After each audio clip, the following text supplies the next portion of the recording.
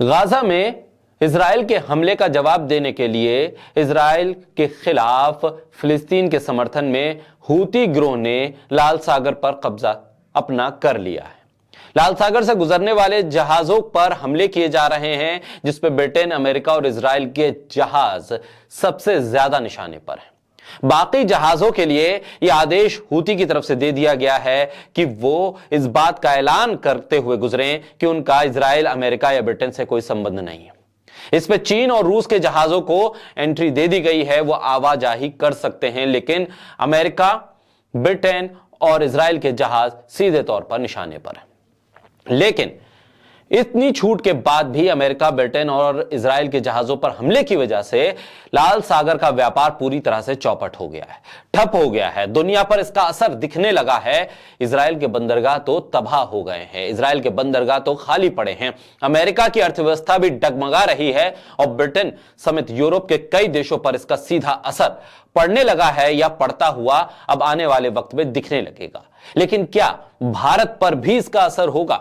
क्या भारत में भी लाल सागर से होने वाले व्यापार के ऊपर लगने वाले इस रोक की वजह से भारतीय अर्थव्यवस्था डगमगाएगी या भारत में क्या आयात निर्यात पर इसका असर होगा? जी हां, बिल्कुल होगा। भारत इससे अछूता नहीं है और दुनिया भर में जब लाल सागर से गुजरने वाले जहाजों की रफ्तार को रोक दिया गया है तो फिर समझिए कि भारत भी इससे अछूता नहीं है और भारत पर भी इसका सीधा असर होगा। बोलता हिंदुस्तान पर मैं हूं आपके साथ मिर्जा शाकिर अली बेग। लाल सागर में बढ़ते संघर्ष की वजह से भारत के पेट्रोलियम प्रोडक्ट्स निर्यात को चुनौती का सामना करना पड़ रहा है। तेल सप्लाई के लिए लाल सागर रूट का उपयोग करने वाले जहाजों पर यमन के हूती विद्रोहियों के हमले की वजह से अब रुकावट आ गई है।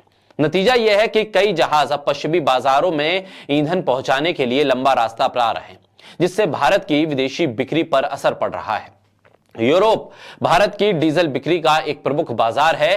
लाल सागर मुद्दे की वजह से यह जनवरी में 77% तक गिर गया है।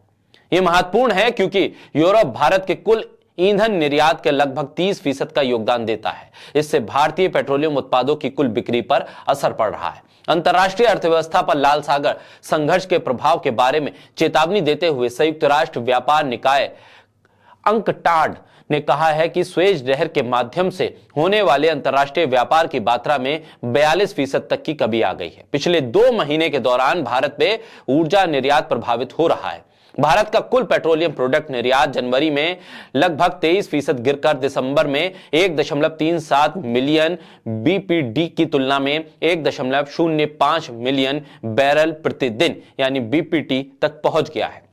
भारत से यूरोप तक ईंधन ले जाने वाले जहाज आमतौर पर स्वेज नहर से होते हुए सबसे छोटे रास्ते से आते हैं। संघर्ष के कारण कुछ जहाज अब कैप ऑफ गुड होप के माध्यम से लंबा रास्ता ले रहे हैं, जिससे यात्रा में 4000 से 6000 मील की दूरी बढ़ जाती है, जिससे खर्चा भी बढ़ता है और यात्रा का समय 3 से 4 सप्ताह तक बढ़ जाता है। फिच समूह की एक इकाई BMI ने अपनी रिपोर्ट में कहा है कि अगर लाल सागर में व्यवधान बना रहता है तो इससे भारत और बांग्लादेश की वृद्धि के अनुमान में संशोधन करना पड़ेगा, जिससे 2024 के बारे में एशिया के 4% वृद्धि के अनुमान पर असर पड़ेगा। लाल सागर संघर्ष से यूरोप और अमेरिका में भारत के निर्यात पर असर पड़ने की आशंका है, जिससे शिपिंग लागत में वृद्धि होगी। कुल मिलाकर लाल सागर संघर्ष ने भारत के ईंधन निर्यात के लिए बड़ी बाधाएं खड़ी कर दी है। इससे प्रमुख बाजार प्रभावित हो रहे हैं, कंपटीशन में बदलाव आ रहा है और ईंधन निर्यात से देश की अर्थव्यवस्था पर असर पड़ रहा है। यानी आने वाले वक्त में लाल सागर में चल रहे संघर्ष का असर भारतीय बाजार के साथ साथ भारतीय व्यापार पर पड़ेगा और आपकी और हमारी जेब पर भी।